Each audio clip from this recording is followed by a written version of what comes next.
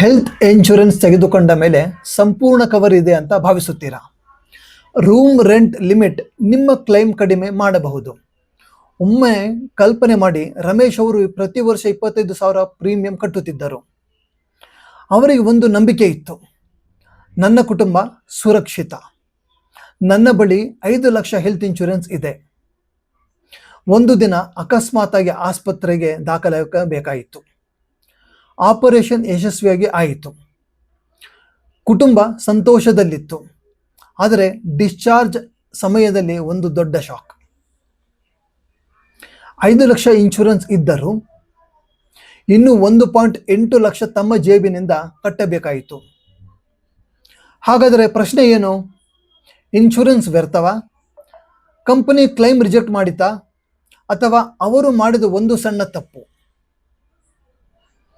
ಸಮಸ್ಯೆಯ ಪರಿಚಯ ಮಾಡಿಕೊಳ್ಳೋಣ. ಹೆಲ್ತ್ ಇನ್ಶೂರೆನ್ಸ್ ತೆಗೆದುಕೊಳ್ಳುವಾಗ ಜನರು ಏನು ನೋಡುತ್ತಾರೆ? ಪ್ರೀಮಿಯಂ ಎಷ್ಟು? ಸಮ್ ಇನ್ಶೂರ್ಡ್ ಎಷ್ಟು?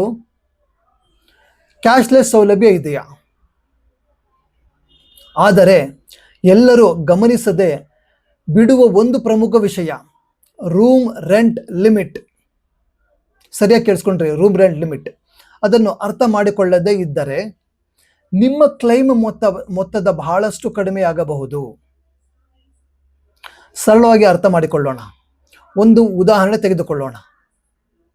ನಿಮ್ಮ ಪಾಲಿಸಿಯಲ್ಲಿ ಹೇಗಿದೆ ಎಂದು ಊಹಿಸೋಣ. ಪ್ರತಿದಿನ ರೂಮ್ ರೆಂಟ್ ಅರ್ಹತೆ 5,000 ರೂಪಾಯಿ. ಆದರೆ ನೀವು ಆಸ್ಪತ್ರೆಯಲ್ಲಿ 10,000 ರೂಪಾಯಿ ಇರುವ ರೂಮ್ ಆಯ್ಕೆ ಮಾಡಿಕೊಂಡಿದ್ದೀರಾ. ಇಲ್ಲಿ ಹಲವರು ಏನು ಅಂದುಕೊಳ್ಳುತ್ತಾರೆ ಗೊತ್ತಾ? 5,000 ರೂಪಾಯಿ ವ್ಯತ್ಯಯವನ್ನು ಮಾತ್ರ ನಾವು ಕಟ್ಟಬೇಕು ಅಂತ.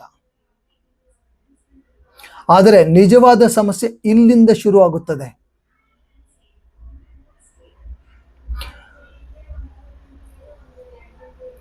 Health insurance cover 5 lakh. ಪಾಲಿಸಿಯಲ್ಲಿ ಅನುಮೋದಿಸಿದ ರೂಮ್ ರೆಂಟ್ 5,000 ರೂಪಾಯಿ. ನೀವು ತೆಗೆದುಕೊಂಡ ರೂಮ್ 10,000 ರೂಪಾಯಿ.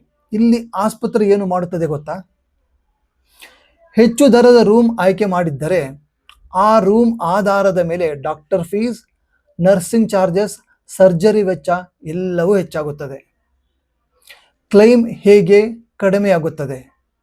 ಆಸ್ಪತ್ರೆ ಬಿಲ್ ವೆಚ್ಚದ ಮೊತ್ತ: ರೂಮ್ ರೆಂಟ್ 40,000 ರೂಪಾಯಿ, ICU 60,000 ರೂಪಾಯಿ, ಡಾಕ್ಟರ್ ವಿಸಿಟ್ 50,000 ರೂಪಾಯಿ, ಶಸ್ತ್ರಚಿಕಿತ್ಸೆಯ ವೆಚ್ಚ 2 ಲಕ್ಷ, ನರ್ಸಿಂಗ್ ಮತ್ತು ಇತರೆ ವೆಚ್ಚ 50,000 ರೂಪಾಯಿ. ಒಟ್ಟು ಬಿಲ್ 4 ಲಕ್ಷ. ಇನ್ಶೂರೆನ್ಸ್ ಕಂಪನಿ ಏನು ಮಾಡುತ್ತದೆ? ನೀವು ಅನುಮೋದಿಸಿದ ರೂಮ್ ರೆಂಟ್ಗಿಂತ 2 ಪಟ್ಟು ಹೆಚ್ಚು ರೂಮ್ ತೆಗೆದುಕೊಂಡಿದ್ದೀರಿ. ಆದ್ದರಿಂದ ಕಂಪನಿ ಹೇಳುತ್ತದೆ, ನೀವು ಎಲ್ಲ ವೆಚ್ಚಗಳಿಗೂ ಅನುಪಾತದ ಆಧಾರದ ಮೇಲೆ ಮಾತ್ರ ಹಣ ಕೊಡುತ್ತೇವೆ. ಲೆಕ್ಕ ಹೇಗೆ? ಅನುಮೋದಿಸಿದ ರೂಮ್ 5,000 ರೂಪಾಯಿ, ನೀವು ತೆಗೆದುಕೊಂಡ ರೂಮ್ 10,000 ರೂಪಾಯಿ. ಅಂದರೆ ಅನುಪಾತ 50%. ಅಂತಿಮ ಕ್ಲೈಮ್ ಸೆಟಲ್ಮೆಂಟ್: ಕಂಪನಿ ವೆಚ್ಚ, ಕಂಪನಿ ನೀಡಿದ ಮೊತ್ತ: ರೂಮ್ ರೆಂಟ್ 20,000 ರೂಪಾಯಿ, ಶಸ್ತ್ರಚಿಕಿತ್ಸೆ ವೆಚ್ಚ 1 ಲಕ್ಷ, ಡಾಕ್ಟರ್ ಫೀಸ್ 25,000 ರೂಪಾಯಿ, ಇತರೆ ವೆಚ್ಚ 25,000 ರೂಪಾಯಿ. ಒಟ್ಟು ಕ್ಲೈಮ್ ಸುಮಾರು 2 ಲಕ್ಷ ಮಾತ್ರ. ಉಳಿದ ಹಣ 2 ಲಕ್ಷ ನಿಮ್ಮ ಜೇಬಿನಿಂದ ಕೊಟ್ಟಿರಿ. ಒಮ್ಮೆ ಯೋಚಿಸಿ, ಕುಟುಂಬ ಈಗಾಗಲೇ ಒತ್ತಡದಲ್ಲಿದೆ, ರೋಗಿ ಆಸ್ಪತ್ರೆಯಲ್ಲಿ ಇದ್ದಾರೆ. ಅಂಥ ಸಮಯದಲ್ಲಿ ಹಣಕಾಸಿನ ಶಾಕ್ ಬಂದರೆ ಮಾನಸಿಕ ಒತ್ತಡ ಇನ್ನೂ ಹೆಚ್ಚಾಗುತ್ತದೆ. ಅದಕ್ಕಾಗಿ ಹೆಲ್ತ್ ಇನ್ಶೂರೆನ್ಸ್ ಅಂದರೆ ಕೇವಲ ಪಾಲಿಸಿ ಖರೀದಿಸುವುದು ಅಲ್ಲ, ಅದನ್ನು ಸರಿಯಾಗಿ ಅರ್ಥ ಮಾಡಿಕೊಳ್ಳುವುದು ಸಹ. ಸಾಮಾನ್ಯ ವ್ಯಕ್ತಿ ವರ್ಸಸ್ ಜಾಣ ವ್ಯಕ್ತಿ. ಸಾಮಾನ್ಯ ವ್ಯಕ್ತಿ ಕಡಿಮೆ ಪ್ರೀಮಿಯಂ ನೋಡುತ್ತಾರೆ, ಸಮ್ ಇನ್ಶೂರ್ಡ್ ಮಾತ್ರ ಗಮನಿಸುತ್ತಾರೆ. ಜಾಣ ವ್ಯಕ್ತಿ ರೂಮ್ ರೆಂಟ್ ಲಿಮಿಟ್ ನೋಡುತ್ತಾರೆ, ಕೋಪೇಮೆಂಟ್ ಪರಿಶೀಲಿಸುತ್ತಾರೆ, ವೇಟಿಂಗ್ ಪೀರಿಯಡ್ ಅರ್ಥ ಮಾಡಿಕೊಳ್ಳುತ್ತಾರೆ, ಸಬ್ ಲಿಮಿಟ್ ಗಮನಿಸುತ್ತಾರೆ. ಸಲಹೆ 1: ಸಾಧ್ಯವಾದರೆ ರೂಮ್ ರೆಂಟ್ ಇಲ್ಲದ ಪಾಲಿಸಿ ಆಯ್ಕೆ ಮಾಡಿ. ಸಲಹೆ 2: ರೂಮ್ ರೆಂಟ್ ಲಿಮಿಟ್ ಇದ್ದರೆ ನಿಮ್ಮ ನಗರದ ಆಸ್ಪತ್ರೆ ದರಗಳಿಗೆ ಹೊಂದಿಕೆಯಾಗುತ್ತದೆಯೇ ನೋಡಿ. ಸಲಹೆ 3: ಆಸ್ಪತ್ರೆಗೆ ದಾಖಲಾಗುವ ಮೊದಲು ಕೇಳಿ, ನನ್ನ ಪಾಲಿಸಿಗೆ ಯಾವ ರೂಮ್ ಕ್ಯಾಟಗರಿ ಅನುಮತಿಸಲಾಗಿದೆ. ಹೆಲ್ತ್ ಇನ್ಶೂರೆನ್ಸ್ನಲ್ಲಿ ಜನರು ಮಾಡುವ ದೊಡ್ಡ ತಪ್ಪೇನು ಗೊತ್ತಾ? ಪಾಲಿಸಿಯನ್ನು ಭಾವನೆಯಿಂದ ಖರೀದಿಸುತ್ತಾರೆ, ಆದರೆ ಕ್ಲೈಮ್ ಸಮಯದಲ್ಲಿ ತೊಂದರೆ ಅನುಭವಿಸುತ್ತಾರೆ. ಪಾಲಿಸಿ ಡಾಕ್ಯುಮೆಂಟ್ ಚಿಕ್ಕದಾಗಿ ಕಾಣಬಹುದು, ಆದರೆ ಅದರಲ್ಲಿ ನಿಮ್ಮ ಹಣಕಾಸಿನ ಭವಿಷ್ಯ ಅಡಗಿರುತ್ತದೆ. ಜೀವನದಲ್ಲಿ ಸಮಸ್ಯೆಗಳು ಹೇಳಿಕೊಂಡು ಬರುವುದಿಲ್ಲ. ಆಸ್ಪತ್ರೆ ಬಿಲ್ಲುಗಳು ಕೂಡ ಮುಂಚಿತವಾಗಿ ಎಚ್ಚರಿಕೆ ಕೊಡುವುದಿಲ್ಲ. ಆದರೆ ಸಿದ್ಧತೆ ನಮ್ಮ ಕೈಯಲ್ಲಿದೆ.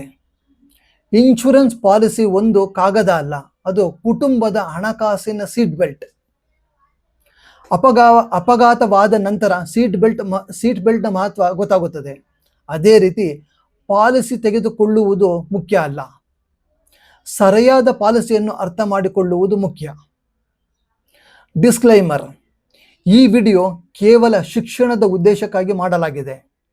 ಪ್ರತಿ ಇನ್ಶೂರೆನ್ಸ್ ಪಾಲಿಸಿಯ ನಿಯಮಗಳು ಮತ್ತು ಷರತ್ತುಗಳು ವಿಭಿನ್ನವಾಗಿರಬಹುದು. ಕ್ಲೈಮ್ ಸೆಟಲ್ಮೆಂಟ್ ಪಾಲಿಸಿಯ ನಿಯಮಗಳು ರೂಮ್ ಕ್ಯಾಟಗರಿ ಮತ್ತು ಇನ್ಶೂರೆನ್ಸ್ ಕಂಪನಿಯ ಮಾರ್ಗಸೂಚಿಗಳ ಮೇಲೆ ಅವಲಂಬಿತವಾಗಿರುತ್ತದೆ. ಪಾಲಿಸಿ ಖರೀದಿಸುವ ಮೊದಲು ನಿಮ್ಮ ಇನ್ಶೂರೆನ್ಸ್ ಸಲಹೆಗಾರರೊಂದಿಗೆ ಸಂಪೂರ್ಣ ಮಾಹಿತಿ ತಿಳಿದುಕೊಳ್ಳಿ. ಹೆಚ್ಚಿನ ಮಾಹಿತಿಗೆ ತಾವು ನಮ್ಮನ್ನು 99801279 ಕರೆ ಮಾಡಿ. ಧನ್ಯವಾದಗಳು.